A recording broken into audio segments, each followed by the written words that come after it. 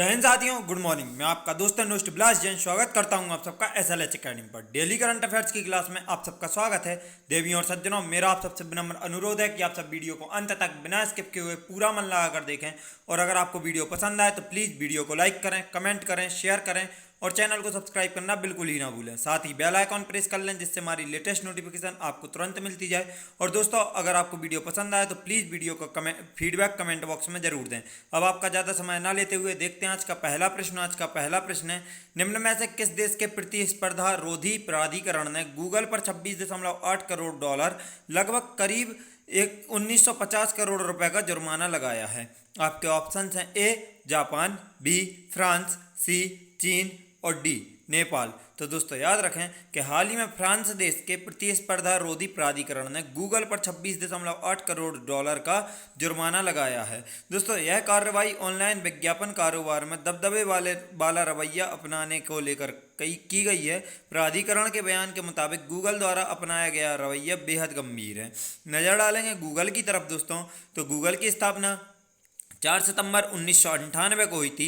Google का मुख्यालय California USA में है। गूगल के संस्थापक सर्गेई ब्रिन और लैरी पेज हैं। साथ ही गूगल के सह संस्थापक और एवं CEO वर्तमान में सुंदर पिचाई हैं। अब नज़र डालेंगे दोस्तों हम फ्रांस की तरफ, तो जैसे देख सकते हैं कि यूरोप महाद्वीप में स्थित एक देश फ्रांस है, जिसकी अगर अंतर्राष्ट्रीय सीमा देखें तो Spain, Belgium, Germany, Switzerland, Italy से लगती हैं। आगे देखेंगे दोस्तों फ्रांस के बारे में और फ्रांस का सामान्य परिचय। तो फ्रांस के वर्तमान में राष्ट्रपति इमैनुअल मैक्रोन तथा प्रधानमंत्री एडवर्ड फिलिप हैं। फ्रांस की मुद्रा यूरो CFA फ्रैंक है। और दोस्तों फ्रांस के बारे में अगर देखें तो क्षेत्रफल की दृष्टि से यह यूरोप महाद्वीप का सबसे बड़ा देश है, जो उत्तर में बेल्जियम, लग्जमबर्ग, पूर्व में जर्मनी, स्विट्जरलैंड, इटली, दक्षिण पश्चिम में स्पेन, पश्चिम में अटलांटिक महासागर, दक्षिण में भूमध्य सागर तथा उत्तर पश्चिम में इंग्लिश चैनल द्वारा घिरा हुआ है। दोस्तों अच्छे से याद रखें कि यह क्षेत्रफल की दृष्टिकोण से यूरोप महाद्वीप का सबसे बड़ा देश है। वैसे तो रूस को भी माना जा सकता है, लेकिन दोस्तों रूस 2 महाद्वीपों में फैला हुआ है, साइबेरिया और यूरोप में, तो इसलिए यह यूरोप महाद्वीप का सबसे बड़ा देश है। कौन? फ्रांस। और फ्रांस की अगर सीमाएं देखें तो Belgium, Luxembourg, Germany, Switzerland, Italy और स्पेन से लगती हैं। दोस्तों अगर फ्रांस के उपनाम देखें तो लघु यूरोप, किसानों का देश और सुरा एवं सुंदरियों का देश फ्रांस को कहा जाता है। आपको अच्छे से याद रखना है, लघु यूरोप, किसानों का देश, सुरा एवं सुंदरियों का देश फ्रांस को कहा जाता है। फ्रांस की राजधानी पेरिस, जो कि सीन नदी के तट पर स्थित है। दोस्तों याद रखना, पेरिस को फैशन की नगरी के नाम से जाना जाता है। पेरिस में इंटरपोल और यूनेस्को का मुख्यालय स्थित है। तो दोस्तों यह भी याद रखें कि पेरिस में कौन कौन से यूनेस्को और इंटरपोल का मुख्यालय स्थित है। साथ ही फ्रांस विश्व का सबसे बड़ा शैंपेन शराब का उत्पादक देश है। तो अगर आपसे पूछा जाए शैंपेन शराब का उत्पादक सबसे बड़ा देश कौन सा है, तो फ्रांस है। फ्रांस विश्व का सबसे ज़्यादा यात्रा किया जाने वाला देश है। तो दोस्तों याद रखें कि विश्व में सबसे ज़्यादा पर्यटक किस देश में आते हैं, आपसे अगर पूछा जाए तो फ्रांस में। फ्रांस और भारत के बीच में अगर युद्धाभ्यास देखें दोस्तों, तो यहाँ पर शॉर्ट में लिखा, आप उसको ध्यान से सुने। गरुण युद्धाभ्यास, वरुण युद्धाभ्यास और शक्ति युद्धाभ्यास किसके बीच में? फ्रांस और भारत के बीच में। अब अगर यही आपसे गरुड़ शक्ति संयुक्त पूछ लिया जाए, मतलब गरुड़ शक्ति सैन्य अभ्यास किसके बीच में होता, तो वह भारत और इंडोनेशिया के बीच में, इसलिए कंफ्यूज ना हो। गरुड़ अलग है, गरुड़ सैन्य अभ्यास, वरुण सैन्य अभ्यास और शक्ति सैन्य अभ्यास, तीनों सैन्य अभ्यास अलग अलग हैं और यह फ्रांस और भारत के बीच में आयोजित किए जाते हैं। देखते हैं आज का अगला प्रश्न। आज का अगला प्रश्न है, भारतीय रिजर्व बैंक ने विश्ववीर आहूजा को किस बैंक के प्रबंध निदेशक और CEO के रूप में नियुक्त करने की मंजूरी दे दी है? आपके ऑप्शन हैं: A Punjab national bank, B RBL bank, C Bharatiya state bank और डी देना बैंक। तो दोस्तों याद रखें कि भारतीय रिजर्व बैंक ने विश्ववीर आहूजा को हाल ही में RBL बैंक के प्रबंध निदेशक और CEO के रूप में नियुक्त करने की मंजूरी दे दी है। भारतीय रिजर्व बैंक ने 30 जून 2021 से 1 वर्ष की अवधि के लिए विश्ववीर आहूजा को RBL बैंक के प्रबंध निदेशक और CEO के रूप में नियुक्ति करने की मंजूरी दे दी है। तो दोस्तों कब से? 30 जून 2021 से। और कितनी अवधि के लिए? तो 1 वर्ष के लिए। किसने नियुक्ति के लिए मंजूरी दी? तो RBI ने। आपको यह तीनों पॉइंट याद रखने हैं। वे 30 जून 2010 से RBL बैंक के प्रबंध निदेशक और CEO हैं। RBL बैंक से पहले Ahuja bank of America Bharat के प्रबंध निदेशक और CEO थे। तो दोस्तों बैंक ऑफ अमेरिका के जो भारत के प्रबंध निदेशक और CEO थे, आहूजा कब तक थे? 2010 के पहले। और यह 30 जून 2010 से RBL के प्रबंध निदेशक हैं। अब नज़र डालेंगे दोस्तों RBL की तरफ, तो RBL की स्थापना अगस्त 1943 में हुई थी तथा इसका मुख्यालय मुंबई में स्थित है। अब दोनों चीज़ें बहुत अच्छे से याद रखें। इसके वर्तमान में अगर आपसे प्रबंध निदेशक पूछा जाए दोस्तों और सीईओ, तो आपको याद रखना है विश्ववीर आहूजा। देखते हैं आज का अगला प्रश्न। आज का अगला प्रश्न है, जहां वोट वहां वैक्सीनेशन अभियान किस संस्था या सरकार की एक पहल है? आपके ऑप्शंस हैं ए राजस्थान, बी पंजाब, सी दिल्ली और डी बिहार। तो दोस्तों याद रखें, जहां वोट वहां वैक्सीनेशन अभियान दिल्ली सरकार की एक पहल है। दोस्तों इसका उद्देश्य अगले 4 सप्ताह के भीतर दिल्ली के 45 वर्ष और उससे अधिक आयु के सभी लोगों का टीकाकरण करना है। और इस अभियान के तहत दिल्ली में रहने वाले लोगों को सलाह दी गई है कि वे अपने निर्धारित मतदान केंद्र पर टीका लगवाएं।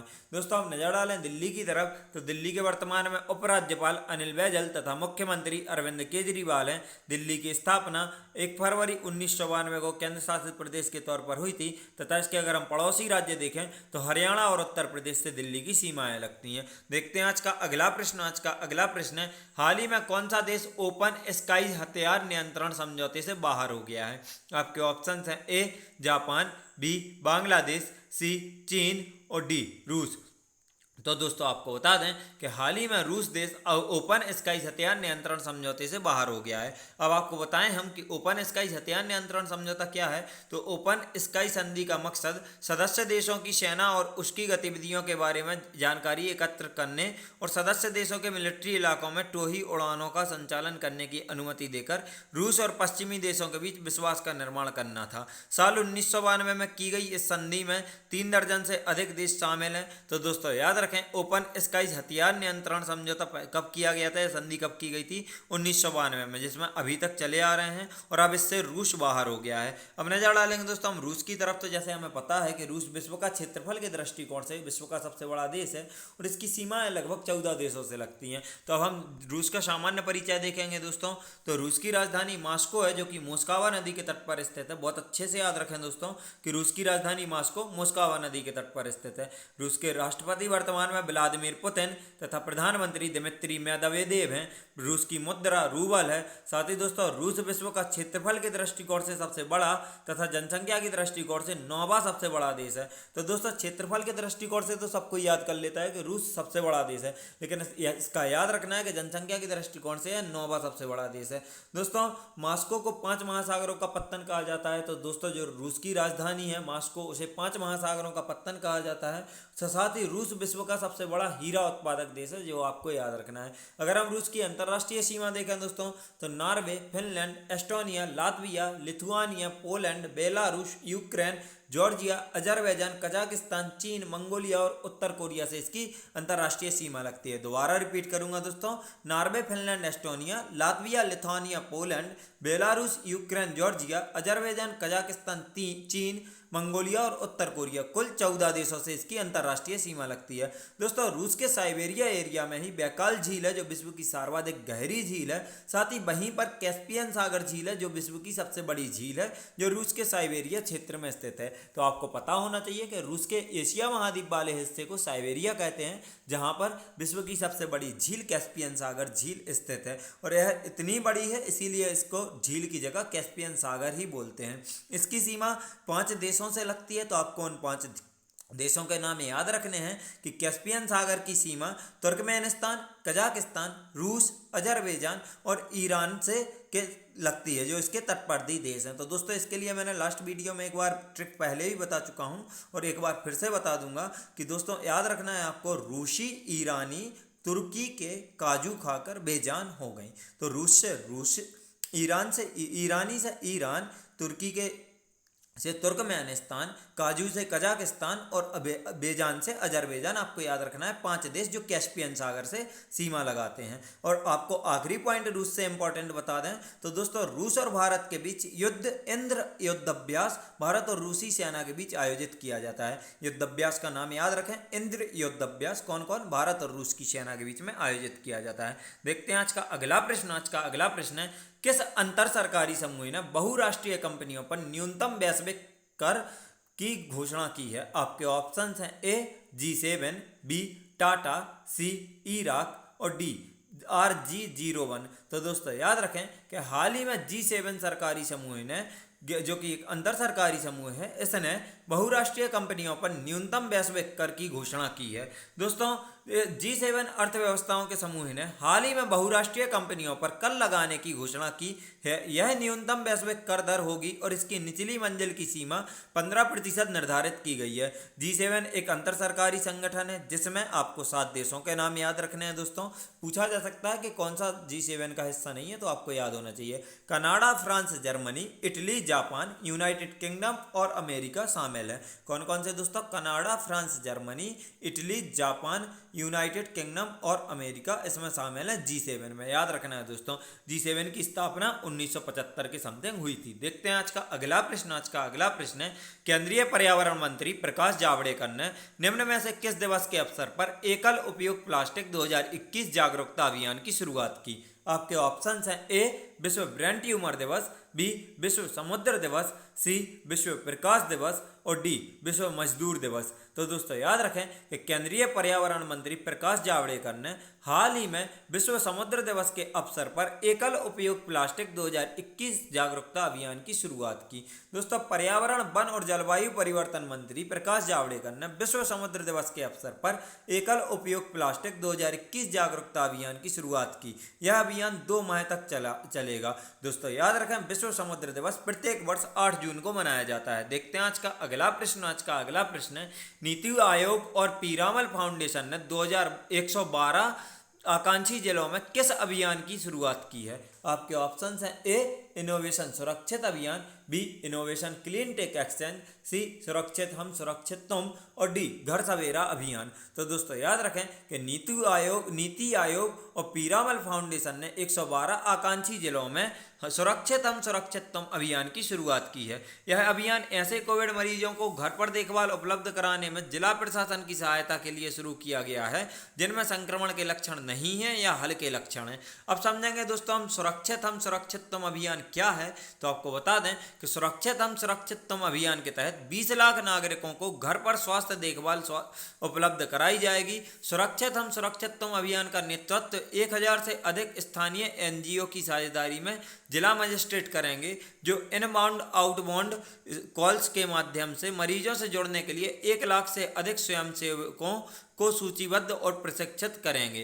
पीरामल फाउंडेशन NGO और स्वयंसेवकों के प्रशिक्षण में सहायता करने के लिए जिला मजिस्ट्रेट के साथ काम करेगा। अब नजर डालेंगे दोस्तों नीति आयोग की तरफ, तो नीति आयोग के वर्तमान में CEO अमिताभ कांत हैं। नीति आयोग का गठन 1 जनवरी 2015 को हुआ था तथा इसका मुख्यालय नई दिल्ली में स्थित है।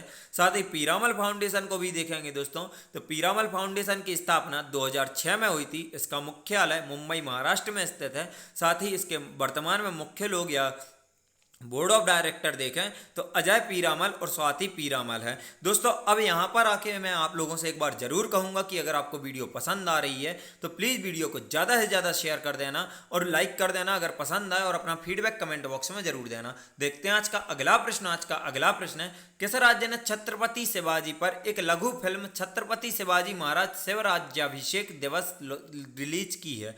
आपके ऑप्शन हैं, ए महाराष्ट्र, बी उत्तर प्रदेश, सी गोवा और डी उत्तर प्रदेश। सॉरी दोस्तों, उत्तर प्रदेश डबल बार आया लेकिन दिक्कत नहीं है, क्योंकि हाल ही में गोवा राज्य ने छत्रपति शिवाजी पर एक लघु फिल्म छत्रपति शिवाजी महाराज शिवराज्याभिषेक दिवस रिलीज की है। दोस्तों इस फिल्म को कोंकणी और हिंदी वर्जन में रिलीज किया गया है, जिसमें गोवा के इतिहास और पुर्तगालियों के खिलाफ गोवा की लड़ाई में शिवाजी की भूमिका को शामिल किया गया है।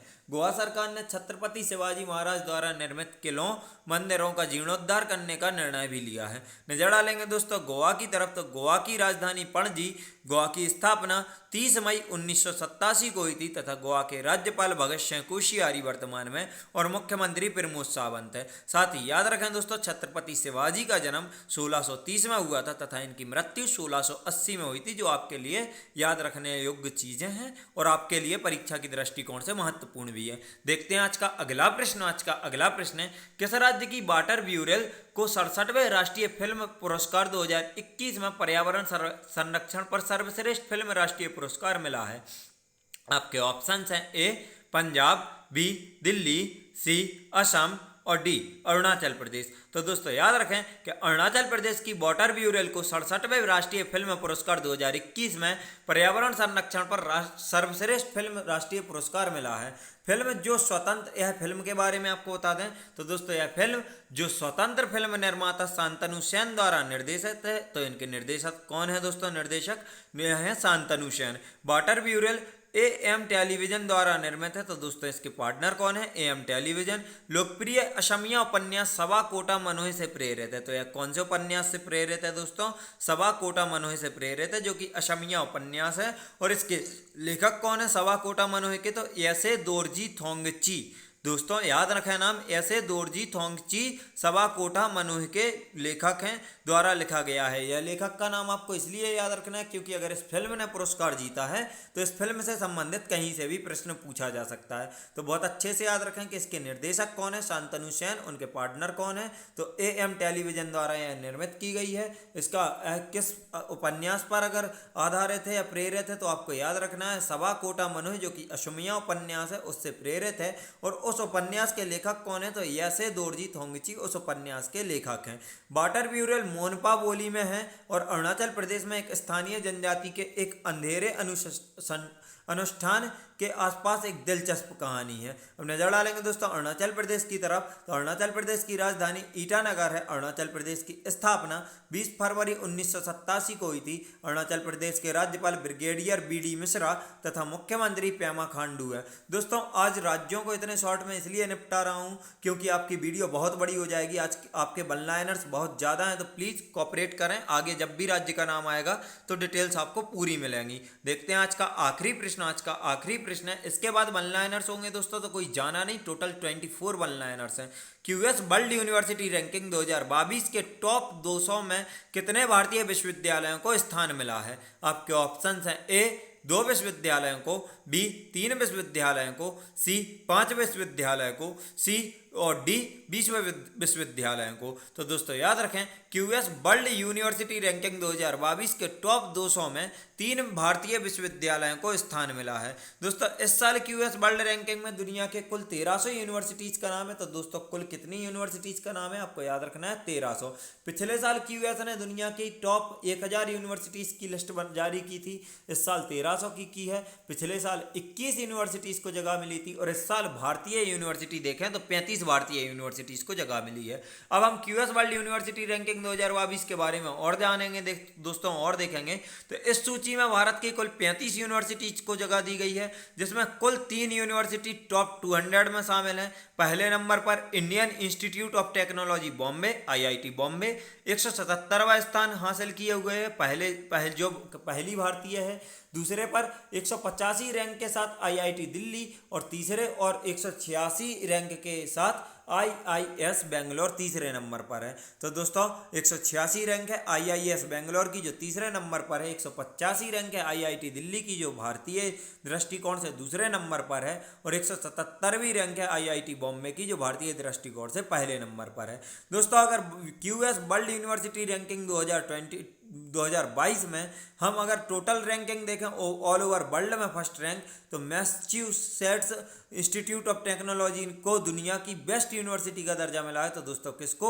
MIT को, मैसाचुसेट्स इंस्टीट्यूट ऑफ टेक्नोलॉजी को। साथ ही दूसरे स्थान पर ऑक्सफोर्ड यूनिवर्सिटी, स्टैनफोर्ड यूनिवर्सिटी तीसरे स्थान पर, चौथे स्थान पर कैम्ब्रिज यूनिवर्सिटी और 5वें स्थान पर हार्वर्ड यूनिवर्सिटी ने आगे के क्रम में रैंक हासिल की। तो दोस्तों याद रखें क्योंकि यहाँ से आपसे क्वेश्चन पूछे भी जा सकते हैं और टॉप 5 आपको नाम याद रखने जरूरी हैं। तो पहले पर कौन है? मैसाचुसेट्स इंस्टीट्यूट, दूसरे पर है ऑक्सफोर्ड यूनिवर्सिटी, तीसरे पर स्टैनफोर्ड यूनिवर्सिटी, चौथे पर कैम्ब्रिज यूनिवर्सिटी और 5वें पर हार्वर्ड यूनिवर्सिटी ने हासिल की हैं टॉप 5 रैंक्स। अब देखते हैं दोस्तों आज के वन लाइनर्स करंट अफेयर्स। तो प्लीज़ केयरफुली सुनना क्योंकि एक दिन भी हम मिस करना नहीं चाहते हैं और यहाँ से एक भी न्यूज मिस नहीं होनी चाहिए। तो पहला वन लाइनर करंट अफेयर्स है, 15 जून से इजराइल विश्व का पहला मास्क फ्री देश बन जाएगा। अगर आपसे पूछा जाए विश्व का पहला मास्क फ्री देश कौन बना, तो आपको याद रखना है इजराइल बनेगा। 15 जून से यह घोषणा हो चुकी है। केंद्रीय मंत्रिमंडल ने हाल ही में भारतीय रेल को स्टेशन परिसर एवं रेलगाड़ियों में सार्वजनिक बचाव व सुरक्षा सेवाओं के लिए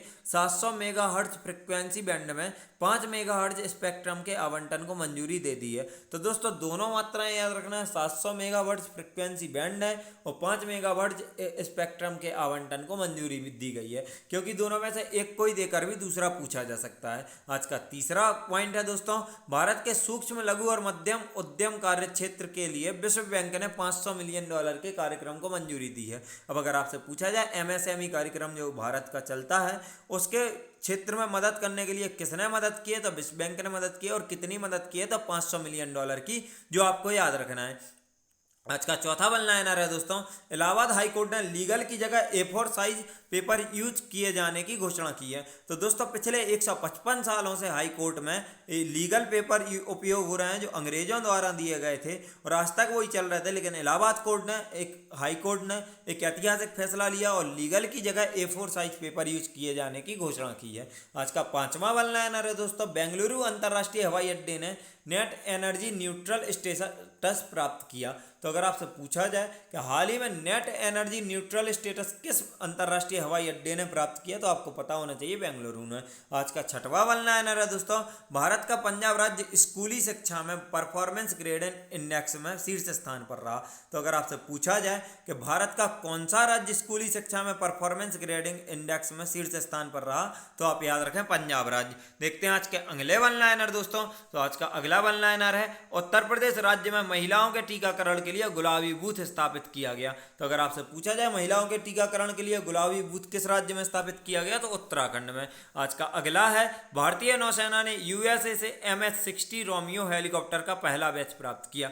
तो अगर आपसे पूछा जाए कि भारतीय नौसेना ने MS-60 रोमियो हेलीकॉप्टर किस देश से खरीदा है, तो आपको पता होना चाहिए यूएसए से। आज का अगला करंट अफेयर्स है दोस्तों, लॉन्च पुस्तक 1232 मतलब 1232 kilometre the long journey home, 1232 kilometre the long journey home के लेखक कौन है, अगर आपसे पूछा जाए तो आपको याद रखना है विनोद कापरी 1232 किलोमीटर द लॉन्ग जर्नी के लेखक हैं। दोस्तों आज का अगला करंट अफेयर्स है, मालदीव देश के साहेब अब्दुल्ला संयुक्त राष्ट्र महासभा के 76वें सत्र के अध्यक्ष बने। तो अगर आपसे पूछा जाए संयुक्त राष्ट्र महासभा के 76वें सत्र के अध्यक्ष कौन बने, तो मालदीव के साहेब अब्दुल्ला। अगर पूछा जाए साहेब अब्दुल्ला किस देश के हैं, तो मालदीव के। और आपको पता होगा कि अभी संयुक्त राष्ट्र महासभा के अध्यक्ष पद के लिए जो चुनाव हुए थे उसमें भारत ने मालदीव के समर्थन में ही वोट किया था। आज का अगला है दोस्तों वन लाइनर, चीन की अंतरिक्ष एजेंसी ने फेंगुएन 4V नामक उपग्रह लॉन्च किया। अगर आपसे पूछा जाए फेंगुएन 4V नामक उपग्रह किस देश द्वारा लॉन्च किया गया है, तो चीन के द्वारा। इसके बाद अगला करंट अफेयर्स देखेंगे दोस्तों, भारतीय रिजर्व बैंक ने बैंक ऑफ इंडिया और पंजाब नेशनल पर कुल 6 करोड़ रुपए का जुर्माना लगाया है। क्वेश्चन 2-3 प्रकार से पूछा जा सकता है, या तो ऐसे भारतीय रिजर्व बैंक ने बैंक ऑफ इंडिया और किस बैंक पर कुल 6 करोड़ रुपए का जुर्माना लगाया है। दूसरी तरह से दोस्तों भारतीय रिजर्व बैंक ने पंजाब नेशनल बैंक और किस बैंक पर कुल 6 करोड़ रुपए का जुर्माना लगाया है, या फिर भारतीय रिजर्व बैंक ने बैंक ऑफ इंडिया और पंजाब नेशनल बैंक पर कुल कितने करोड़ रुपए का जुर्माना लगाया है। तो याद रखें दोस्तों, भारतीय रिजर्व बैंक ने बैंक ऑफ इंडिया और पंजाब नेशनल बैंक पर कुल 6 करोड़ रुपए का जुर्माना लगाया है। देखते हैं आज का अगले वन लाइनर दोस्तों, तो आज के अगले वन लाइनर हैं, संजीव नंदन सहाय पेट्रोलियम प्राकृतिक गैस नियामक बोर्ड के अगले अध्यक्ष के रूप में पदभार ग्रहण करेंगे। तो अगर आपसे पूछा जाए PNGRB के अगले अध्यक्ष कौन चुने गए हैं, या फिर पेट्रोल और प्राकृतिक गैस नियामक बोर्ड के अगले अध्यक्ष कौन चुने गए हैं, तो संजीव नंदन सहाय चुने गए हैं। दोस्तों अगला वन लाइनर है दोस्तों, पारिस्थितिकी तंत्र की बहाली पर संयुक्त राष्ट्र दशक आधिकारिक तौर पर शुरू किया गया है, जो 2021 से 2030 तक चलेगा।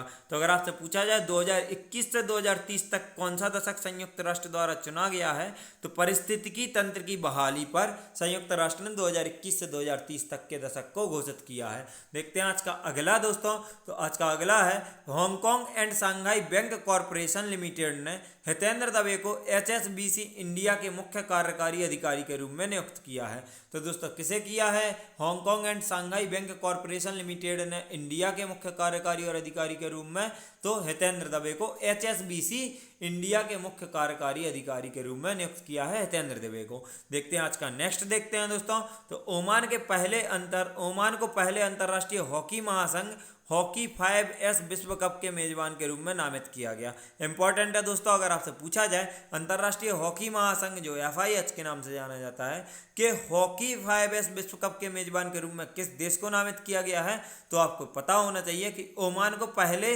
अंतर्राष्ट्रीय हॉकी महासंघ हॉकी 5S विश्व कप के मेजबान के रूप में नामित किया गया है। आज का नेक्स्ट करंट अफेयर्स है दोस्तों, लापता व्यक्तियों की पहचान के लिए इंटरपोल ने आई फैमिला लॉन्च किया है। आपको यहाँ से पता होना चाहिए, अगर आपसे पूछा जाए कि लापता व्यक्तियों की पहचान के लिए आई फैमिला लॉन्च किसने किया है, तो इंटरपोल ने। और इंटरपोल का मुख्यालय कहाँ है, अभी आपको बताया था, यह आप लोग कमेंट बॉक्स में जरूर बताएं कि इंटरपोल का मुख्यालय कहाँ है। देखते हैं आज के अगले वन लाइनर दोस्तों। तो आज के अगले वन लाइनर है, भारतीय रिजर्व बैंक ने चंद्रशेखर घोष को 3 साल की अवधि के लिए बंधन बैंक के MD और CEO के रूप में फिर से नियुक्त करने की मंजूरी दे दी है। तो दोस्तों किसको दी गई है, चंद्रशेखर घोष को दी गई है। कौन से बैंक के, तो बंधन बैंक के MD और CEO के रूप में नियुक्ति दी गई है। और कितने साल के लिए, 3 साल के लिए। वो नियुक्ति अभी जो हमने क्वेश्चन में पढ़ी थी वह RBL के लिए दी गई थी, 1 साल के लिए दी गई थी।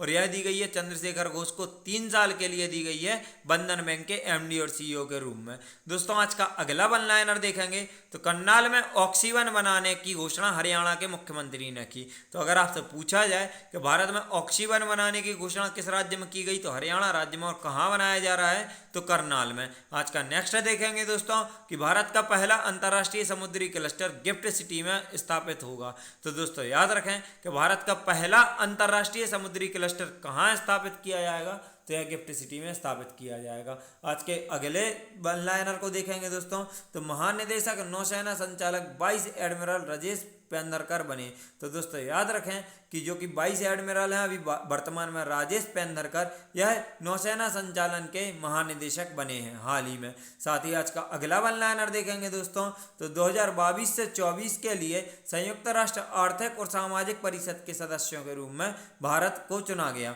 तो दोस्तों याद रखें कि अगर आपसे पूछा जाए भारत को संयुक्त राष्ट्र आर्थिक और सामाजिक परिषद के सदस्य के रूप में कब चुना गया या कब से कब तक चुना गया, तो 2022 से 2024 तक। आज का अगला वन लाइनर है दोस्तों, अनूप चंद पांडे को चुनाव आयुक्त के रूप में नियुक्त किया गया है। वेरी वेरी इंपॉर्टेंट दोस्तों, अगर आपसे पूछा जाए वर्तमान में भारत के या हाल ही में चुनाव आयुक्त किसे नियुक्त किया गया है, तो आप याद रखें अनूप चंद पांडे को। और आज का आखिरी वन लाइनर है दोस्तों, एनीमिया मुक्त भारत सूचकांक में हिमाचल प्रदेश तीसरे स्थान पर रहा। तो दोस्तों याद रखें कि पिछली साल जारी सूची में हिमाचल प्रदेश 18वें स्थान पर था और इम्प्रूवमेंट करके यह तीसरे स्थान पर आ गया। पहले स्थान पर मध्य प्रदेश और दूसरे स्थान पर उड़ीसा है। आपको दोनों रैंकिंग याद रखनी है। अगर आपसे पूछा जाए एनीमिया मुक्त भारत सूचकांक में पहले स्थान पर कौन है, तो मध्य प्रदेश है। दूसरे स्थान पर उड़ीसा है। तीसरे स्थान पर कौन आ गया है, हिमाचल प्रदेश। दोस्तों हमारी वीडियो यहीं समाप्त होती है। आप सभी से उम्मीद करता हूँ कि आप सभी को वीडियो नॉलेजेबल लगी होगी, फुल ऑफ इन्फॉर्मेशन से लगी होगी। और अगर ऐसा कुछ लगा है तो आपका मैं फीडबैक कमेंट बॉक्स में जरूर पढ़ना चाहूँगा। अगर आप सबने अभी तक वीडियो को शेयर नहीं किया है तो प्लीज़ अगर वीडियो पसंद आई हो तो ज़्यादा से ज़्यादा शेयर करें, वीडियो को लाइक करें, चैनल को सब्सक्राइब करें और बेल आइकन प्रेस कर लें, जिससे हमारी लेटेस्ट नोटिफिकेशन आपको तुरंत मिलती जाए। साथ ही दोस्तों अगर आप हम सबसे social media like Facebook, Instagram, Telegram पर जुड़ना चाहते हैं तो आप हमारे डिस्क्रिप्शन बॉक्स से लिंक द्वारा हमें फॉलो कर सकते हैं। और अगर आपको इस क्लास की PDF चाहिए तो आप हमारे टेलीग्राम चैनल SLH अकेडमी को ज्वाइन कर सकते हैं। वीडियो को अंत तक देखने के लिए एक बार फिर से आप सभी का धन्यवाद। जय हिंद, जय भारत। आपका दिन मंगलमय हो। कमेंट बॉक्स में फीडबैक देना नहीं भूलिएगा और साथ ही अगर वीडियो पसंद आई है तो प्लीज़ शेयर जरूर कर दीजिएगा।